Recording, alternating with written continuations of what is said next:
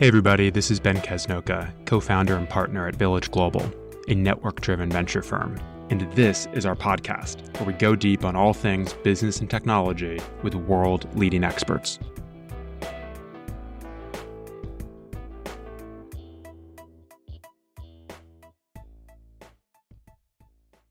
Hey everyone, Ben Kesnoka, co-founder and partner at Village Global. Today we're going to release a few additional segments from the Startup Review podcast. Some of you may have read the Startup Review, the book that Reid Hoffman and I co-authored back in 2012. In that book, we look at the best of Silicon Valley startups and derive entrepreneurial principles that can transform the careers of any professional across all industries. We updated the book in 2022 and released a podcast series, which you can listen to in full at thestartupreview.com. In this episode of the Village Global podcast, I wanted to share a few select segments from the Startup Review podcast relevant to founders, investors, and anyone working in tech.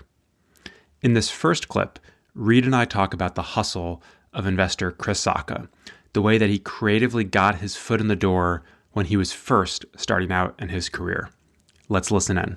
Sometimes the art of the hustle is just being creative about a slight reframe of how you're presenting yourself or presenting your idea. And we tell the story of Chris Sacca in the book. Chris Sacca is today a billionaire climate investor, but once upon a time, not too long ago, he was an unemployed lawyer with lots of student debt, sneaking into the kitchen of event venues, trying to break into effectively tech industry events to network with people and see if he could cook up some sort of career opportunity. And his issue was he had a business card that just had his name on it, just Chris Sacca, his name and a phone number and email address.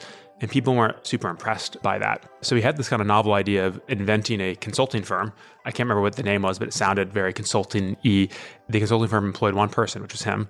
He didn't create an LLC, he just literally created in the organization as a brand, put that brand on his business card, a fancy URL, website, email address.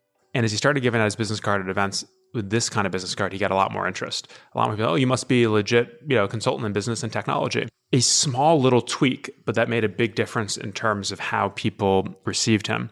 And I do notice this is where I think people who are great at hustle do have this sort of creative sense about them. Like they know a clever way, even in terms of following up and trying to get someone's attention, like a clever way of gaining mind share and perhaps seeming more credible or seeming more exciting than they would otherwise. Well, I think there's a bunch of different things that kind of go under the hustle thing, not the least of which is, invest in your LinkedIn profile, because it is also where people find you and people will look you up. Yeah. And most often now, probably it's the most common thing when people say, oh, this person, who are they? What should I do? I'll look at their LinkedIn profile. Or I'm looking for people who are really, really good at, kind of marketing NFTs. Who's really good at that? Well, I'll search on LinkedIn for that. That kind of thing as a way of doing it. So there's a whole bunch of things. But I think within the hustle, it's how do you put your best foot forward? Doesn't mean mislead, right? A consultant practice with employment of one with a website is not misleading. And doing the things where you go, because by the way, that is substance, right? Which is you're on ball enough, you're careful about this, you're doing it with some intelligence about how you're presenting and how you're building your network and how you're interacting with your network as a way of doing it. And that is how you put your best foot forward. Because so much of this book and all these ideas intersect with network. Yes. And so you talk about LinkedIn profile, but also I love this example of how do you apply hustle to how you build your network. Yes. And there's so many things here, but among others, it's like being a little bit more diligent and understanding the connection path to people you're trying to meet. Yes. So people who have good hustle, like when I think about the sorts of people I interact with who have great hustle, one of the things they do is, like a founder we backed at Village Global just sent me a note the other day about Series A investors he wants to pitch. And he went through my entire LinkedIn graph and pulled out 8 VCs that I'm connected to and said, how about this, how about this, how about this? I can write a forwardable email for each. Subject line, like the whole best practices for how to get investor intros. And that level of hustle there's a sort of proactiveness to it. There's a no task too small, like it's kind of grinding administrative work to go through someone's LinkedIn connections. But to do all that up front, on the receiving end of that, just filled me with feelings of admiration and excitement to support this entrepreneur. Like, it makes me think that he will be more successful in his business and life because of these small little things he's doing to make the process of expanding his network, in this case, be more successful. And what's more, you have a higher degree of confidence about making the intros to people because you know, well, he already applied this much diligence to this part of the process, right? If he's going to be as diligent about the meeting and the prep and presenting well and everything else, because the mechanism I use on LinkedIn for when I introduce two people is, will both people thank me for the introduction even if an item of business doesn't happen? No, thanks for the introduction. Yeah, I met them, not right for me, but thanks for the intro, right? And if that's what you want to be is, where the two people you're introducing are both like, thank you for that. Yeah. When I think about hustle and network building, it often shows up for me in doing advanced research. Like, one thing that drives me crazy, I hope this is not too ego-oriented, is like I meet somebody who's seeking my time and attention. Like, it's a little bit imbalanced and they haven't read The Startup of You, read other sorts of things I've written, and ask a whole set of questions that I have or collaboratively written about in many different venues. And it drives me crazy. I'm kind of like, and I try to walk the walk on this myself, but if I'm seeking to build a relationship with somebody who I don't already know, to really voraciously consume whatever they have published already, to show up to that interaction prepared. And so I think hustle can manifest as being great at information management and information seeking as it relates to building relationships. In the second clip, we talk about name dropping. Now, your network is a key part of your career. Everyone knows that. And if you have a powerful person in your network, you might be eager to let others know that. But in this excerpt, we talk about how to let others know about your network thoughtfully and with tact.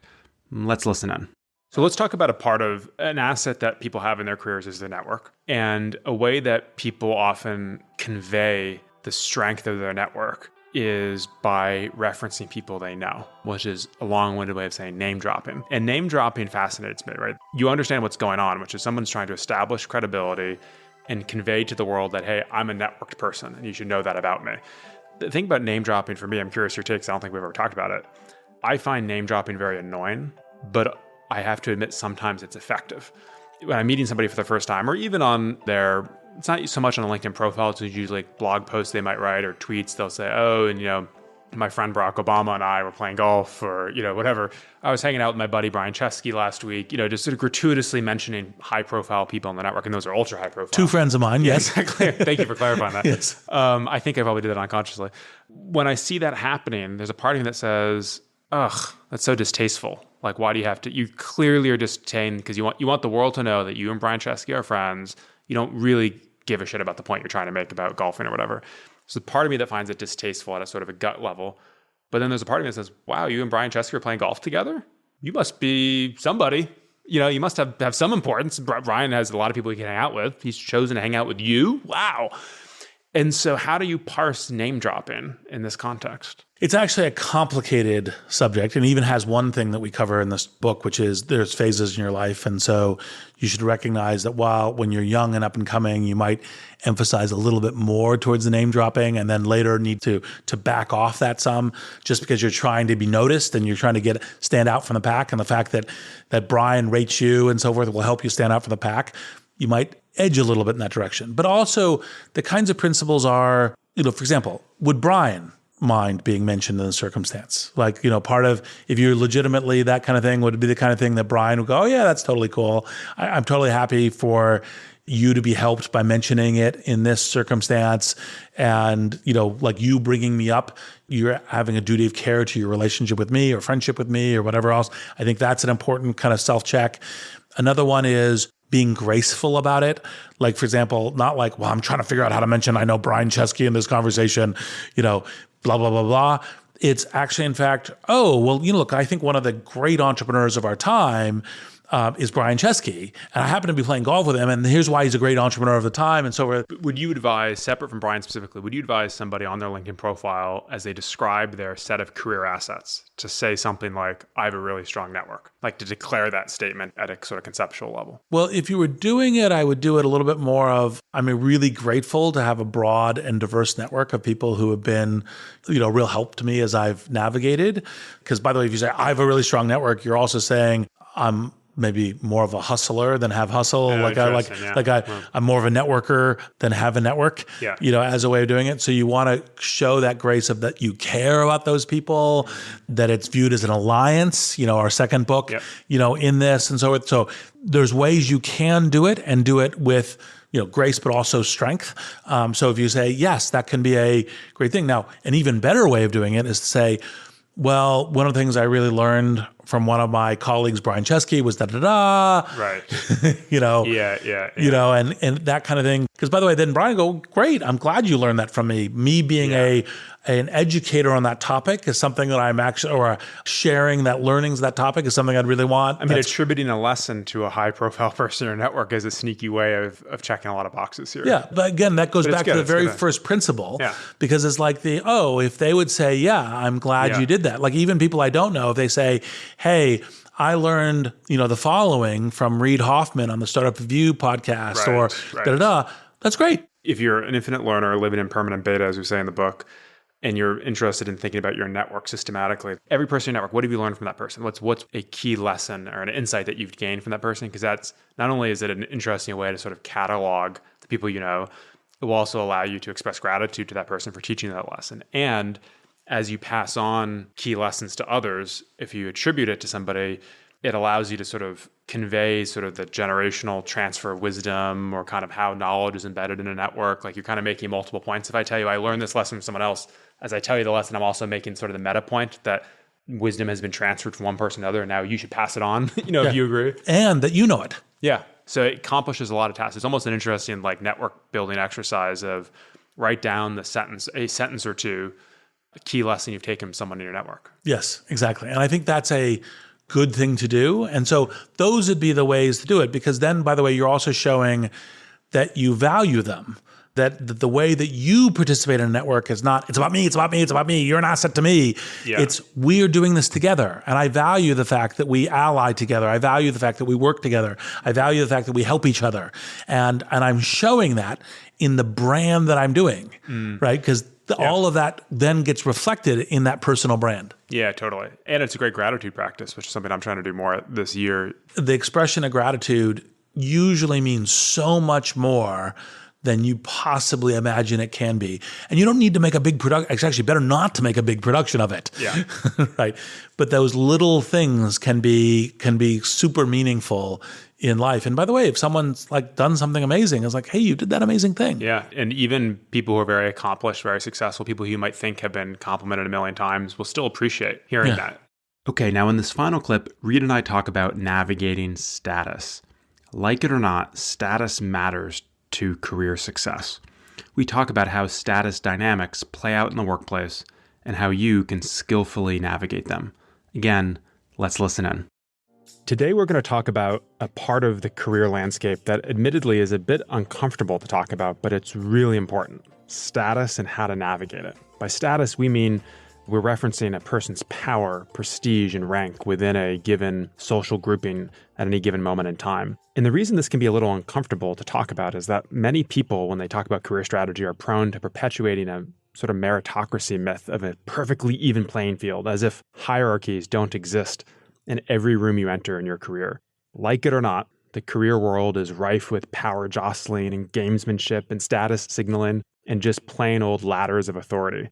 And so it's especially important if you're early in your career to understand how these dynamics work. And when you're crafting a career and building your network, you want to move through these delicate social dynamics with some deftness. And Reid, we thought it'd be fun to start with a story we tell in the book of best-selling author Robert Greene. Should I share that with our listeners? Absolutely. So before Robert Greene, who wrote 48 Laws of Power and a set of other best-selling books, before he became a best-selling author, he worked for an agency in Hollywood that sold human interest stories to magazines, film producers, and publishers. His job was to find the stories. So as a competitive person, Greene wanted to be the best. And sure enough, he was soon finding more stories that got turned into magazine articles and books and movies than anyone else in his office. One day, Greene's supervisor took him aside and told him that she wasn't very happy with him. She wasn't specific, but she made it clear that something just wasn't working. And Greene was befuddled. He was producing lots of stories that were being sold. Wasn't that the point of his job? He wondered maybe he wasn't communicating well. Perhaps it was just an interpersonal issue. So he focused more on engaging his boss, meeting with her to go over his process and his thinking, communicating with her and being likable. But nothing changed, and he continued to be successful at finding really good stories to sell and winning the praise of his colleagues. Eventually, tensions boiled over, and the boss interrupted a staff meeting and told Green that he had an attitude problem. No more detail, just that he wasn't being a good listener and had a bad attitude. A few weeks later, after being tortured by the vague criticisms, despite his solid work performance, Green quit. A job that should have been a stellar professional experience had turned into a nightmare. Over the course of the next several weeks, he reflected on what had gone wrong with his relationship with his boss. What he realized was this: he had assumed that what mattered was doing a great job and showing everyone how talented he was. What he failed to recognize was how his very visible success might have diminished his boss in the eyes of others. Simply put, by being so good, he made her look bad.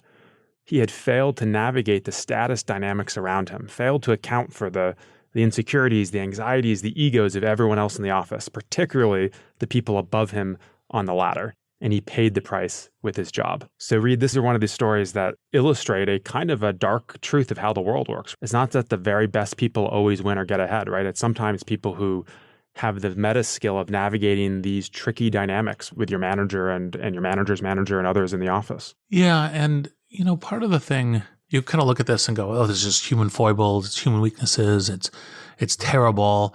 How could someone let this boss let their ego get in the way and be interfering in what otherwise the organization could be producing all these great scripts and doing all these things? There's coherence of the organization. There's a notion of actually organizations where people show respect to each other and kind of invest in that in terms of teamwork are positive and parts of the same coin. So it's not just a hero and villain story. The villain is this terrible ego. Because by the way, also people sometimes motivated by their ego go build amazing things and do things. And as we were going through the Green story again, one of the things I was remembering is, one of these kind of funny maxims in the business world, which is when someone says, well, money doesn't matter to me, that usually means money matters a lot, right? Kind of is the kind of thing. It was like, status doesn't matter to me. It's like, oh, status matters a lot to you. I think Freud called that reaction formation. When we're stressed and we're asked for our opinion on something that has an awkward answer, we will say precisely the opposite of the thing we actually believe. Yes. And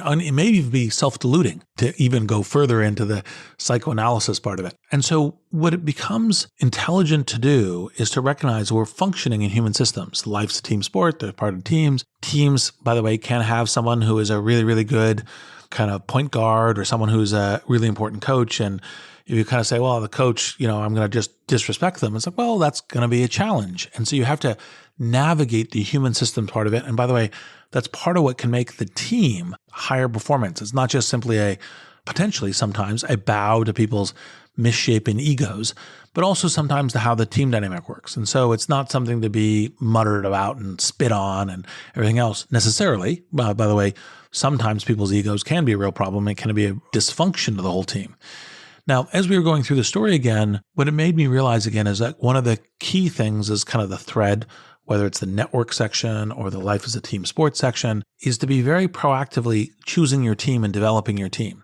Part of the thing that I have found that's really instrumental about being good at teams is, like, for example, giving people credit. Like, say, oh, you thought of that great idea, or, I'm iterating on this idea because you set me down this path, or you did really good work here, and so forth. And that is the kind of thing that we all, I think just about everybody, even if they don't acknowledge it themselves, hungers for in the things they do. And by the way, that doesn't mean don't be critical, don't be in permanent beta, don't be always learning. Of course, all of those things, which we also put in the book. But to be recognizing that the social dynamics are part of what makes a high performance team, and then working a way to enable the high performance dynamics. So many great points there. And I think you're right. I mean, the Green story can be seen as a dark story, but there is a reason to be empathetic to that manager, which is we don't know exactly the details of how Green in his swashbuckling 20s was handling himself in that office.